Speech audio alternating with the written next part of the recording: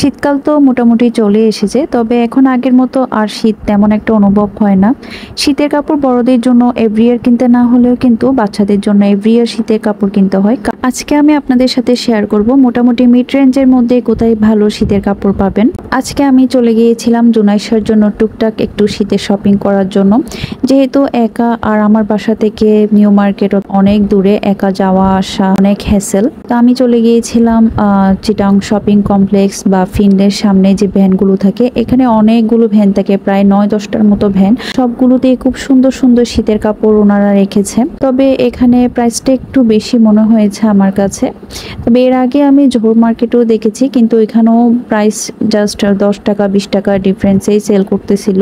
এতক্ষণ আমি যে ড্রেসগুলো দেখেছি ওইগুলো আমাকে দাম বলেছিল 180 টাকা করে। তবে এখানে এক একটা ভ্যানে এক এক রকম একটু বার্গেটিং করে নিতে হবে। এই ড্রেসগুলো বলতেছিল আমাকে 250 টাকা করে, এগুলোও ছিল 280 করে। তবে একটু বার্গেটিং করলে দামটা একটু কমিয়ে দিচ্ছে 10 টাকা 20 টাকা। আমি এগুলো জোহর মার্কেটেও দেখেছি, আমাকে সেম প্রাইসই বলেছিল। যারা আমার মতো এত দূরে যেতে চান না তারা এখানে এসে দেখতে পারেন। এই গেঞ্জিটা আমার অনেক বেশি কিউট লেগেছিল, এটা বলেছিল আমাকে 180 টাকা। আর এই হুডি টাইপের গেঞ্জিগুলো কিন্তু খুব সফট ছিল। এখানে কাপড়ের কোয়ালিটিগুলো আমার খুব ভালোই লেগেছে, তবে দামটা একটু বেশি লেগেছে।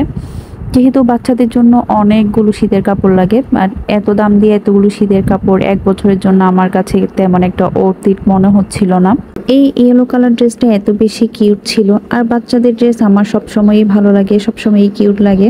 সবগুলো ভ্যানে অনেক বেশি দাম বলতেছিল ওনারা, কিছু কিছু ভ্যানে তো দামও কমাচ্ছিল না, একটু ঘুরে দেখলেই হবে। তবে আমি এই ভ্যানটা থেকে কয়েকটা জুনাইশার জন্য নিয়েছিলাম। এই হুডিগুলো বলেছিল আমাকে 200 টাকা করে রাখবে, আর আমি এখান থেকে ওর জন্য একটা প্যান্ট নিয়েছি। প্যান্টগুলো আমাকে বলেছিল পার পিস 80 টাকা করে, পরে আমি 60 টাকা করে নিয়েছিলাম। এই কাজ করা প্যান্টগুলো বলেছিল আমাকে 100 টাকা পর্যন্ত রাখা যাবে, যদি এগুলো দাম বলেছিল আমাকে 130 টাকা করে। আর এই ক্যাট ফেসের যে প্যান্টগুলো আমার এত বেশি কিউট লাগছিল, আমি এখান থেকে একটা জোনাইশার জন্য নিয়েছিলাম। এটা আমার কাছে রেখেছিল 120 টাকা করে।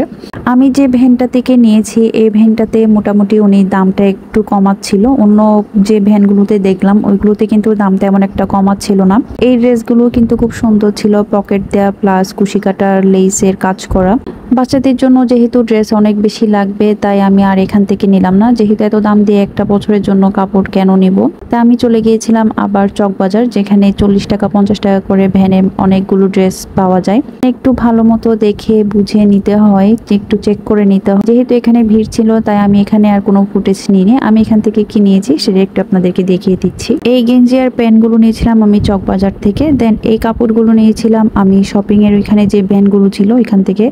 এই ফ্রকটার দাম নিয়েছিল আমার কাছ থেকে 150 টাকা, আর প্যান্ট তো বলেইছি 120 টাকা।